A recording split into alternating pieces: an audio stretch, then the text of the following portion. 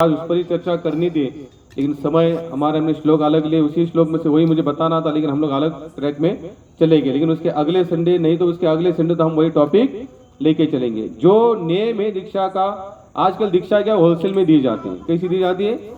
Wholesale में। Wholesale में देने वाले बहुत है और लेने वाले भी बहुत है, लेकिन वैसे नहीं होता। ब्रह्मांड प्रमिते को न भाग्यवान जीव, गुरु कृष्ण प्रसाद पाए भक्ति लता बीज। बोले गुरु और भगवान के माध्यम से क्या करते हैं, जिससे भी हम हमारे आध्यात्मिक स्थान चुनते हैं, उनके मन को बीज प्राप्त होता है। क्या प्राप्त होता है?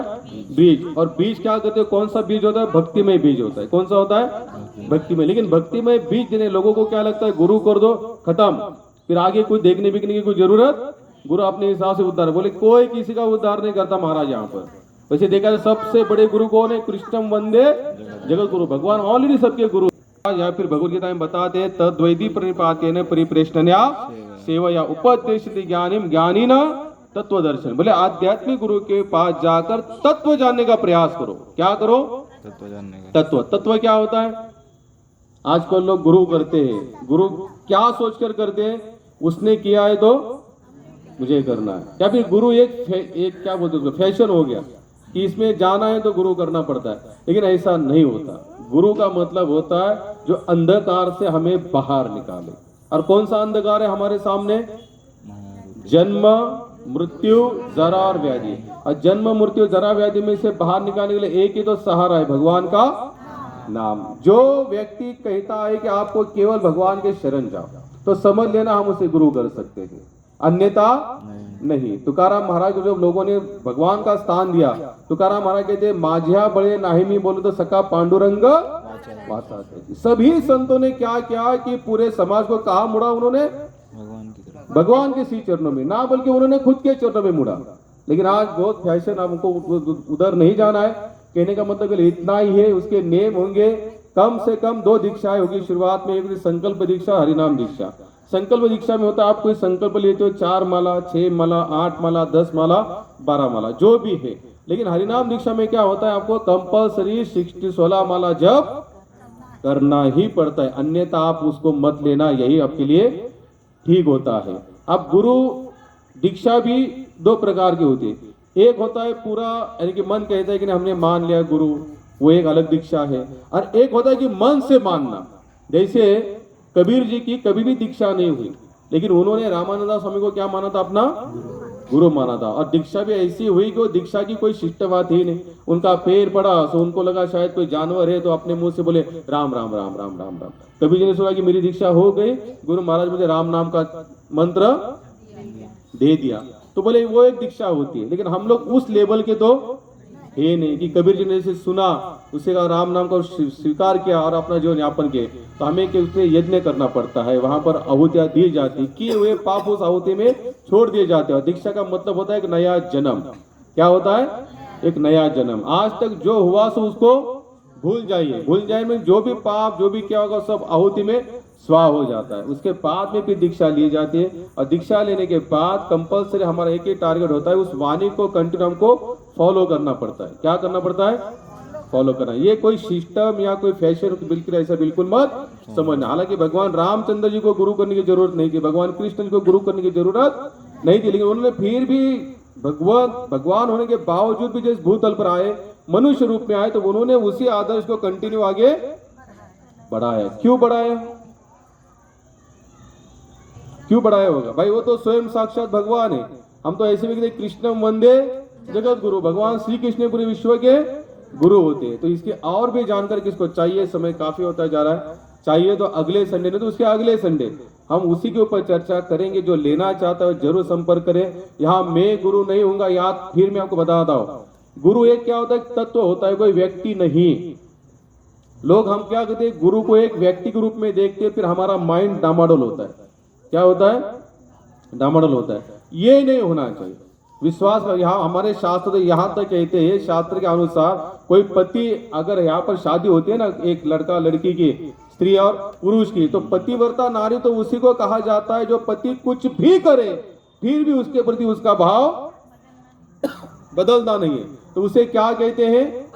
अगर सामान्य भौतिक स्तर पर अगर इतना विश्वास जोड़ रखने के बाद संबंध में अगर हमारे ऊपर अविश्वास प्रस्ताव नहीं आता है तो भगवान उसी का भी कल्याण करते हैं। तो यहाँ पर जो पूरा तो आध्यात्मिक संबंध होता है। कौन सा संबंध होता है? पूरा आध्यात्मिक। तो आध्यात्मिक संबंध के अनुसार जीवन यापन करना है तो हमको गुरु तत्व कंपलसरी होना चाहिए, लेकिन उसके लिए पहले हमारी क्वालिटी होनी चाहिए। काफी लोग हमें कहे कि प्रभु जी दीक्षा दीक्षा, बोले दीक्षा के नेम होते हैं। पहला नेम कौन सा है? 4 नेम माता जी। मांस भक्षण नहीं करना है, यानी कि अंडा मच्छी मटन। जिसको हरिनाम दीक्षा लेनी है उसको प्याज लहसुन भी नहीं खाना है। दूसरा,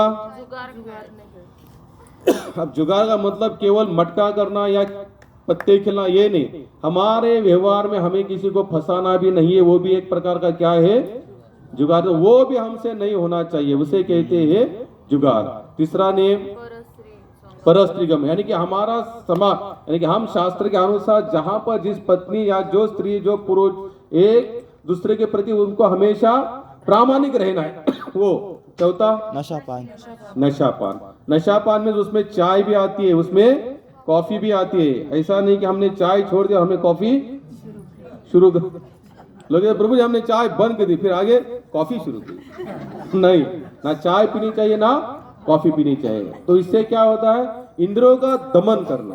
क्या बोलते हैं भाई? इसी छोटे छोटे नियम को पालन करेंगे ना तो हम आगे कहीं बहुत बड़ा त्याग कर सकते। हम छोटे छोटे नियम ही त्याग नहीं कर पा रहे। उस दिन हमने प्यार दर्शन पर जो लेक्चर दिया तो शायद काफी लोगों ने उसको छोड़ा, बहुत अच्छा लगा हमको। जिन्होंने छोड़ा उनके लिए 3 बार हरि बोल, हरि बोल, हरि बोल। तुकाराम महाराज का वो भी आप मैं जरूर लूंगा। तुकाराम महाराज कहते प्याज लहसुन खाने वाला गाय खाने उसको पाप लगता है। मरने दो तो मानते भी नहीं गौ को, यानी कि गाय माता को माता भी नहीं मानते। हम लोग तो उतना तो मानते ही कि नहीं। आप लोग कितने लोग मानते हैं सच में गौ माता है? हाँ, तो प्याज लहसुन खा रहे तो हम लोग क्या कर रहे? फिर गौ मांस भक्षण कर रहे। अगर डॉक्टर कल कहेगा ये छोड़ दो वो छोड़ दो, हम लोग चुपचाप छोड़ेंगे क्योंकि आगे जीना है आगे। लेकिन हम लोगों ने ये संकल्पना छोड़ दी कि ये सब करने से हमें पाप लगेगा। या बालाजी में भोग लगता है, हम आए बालाजी दर्शन किया, हाँ हाँ हाँ बहुत अच्छा दर्शन हुआ, बहुत अच्छा दर्शन। लेकिन बालाजी जो बता रहे हम उसको कहाँ फॉलो कर रहे हैं? भगवान विष्णु के जितने स्थान है एक स्थान पर भी प्याज लहसुन का भोग नहीं लगता। वहां जितने भी अन्नदान चलते वहां बिना प्याज लहसुन के चलते। तो इतनी तो हमें सोच है कि नहीं? कि अगर इतनी भी सोच नहीं तो हमारा जीवन पूरी तरह से बेकार है, हम किसी काम के नहीं रहे। प्याज लहसुन छोड़ना बहुत बड़ी बात है क्या? कितने लोगों को लगता है ये बहुत ऐसा बहुत एकदम डेंजर अवस्था है ऐसी? कितने लोगों को लगता है? अच्छा, कितने लोग खाते हैं ये बताइए?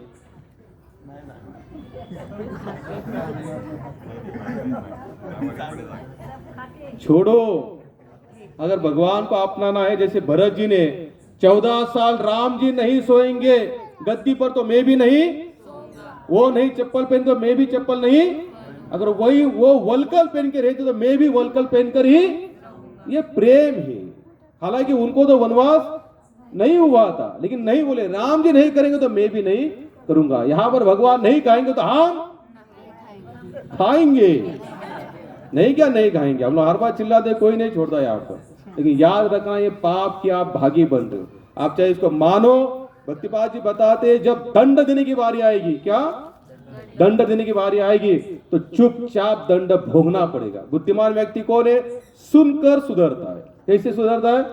सुनकर सुधरता है। वो ज्यादा अपना दिमाग नहीं लगाता।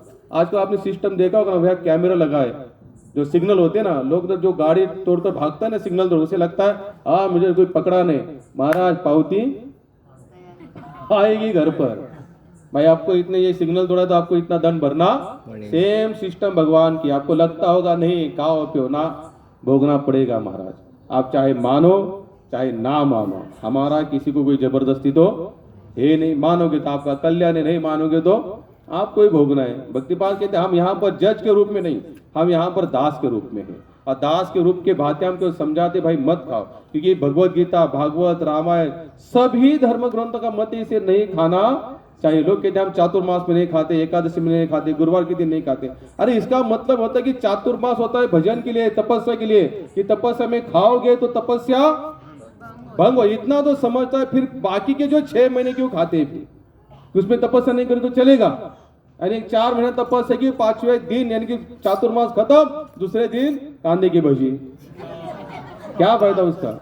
फिर आपने वो 4 महीने खाया, फिर वो रिकॉर्ड में लिखा गया, नहीं खाया नहीं खाया वो लिखा गया। छोड़ने का मतलब होता है ना आज ना कल ना परसों, कभी नहीं खाएंगे, लेकिन हम लोग खाते हैं, बहुत मुश्किल है।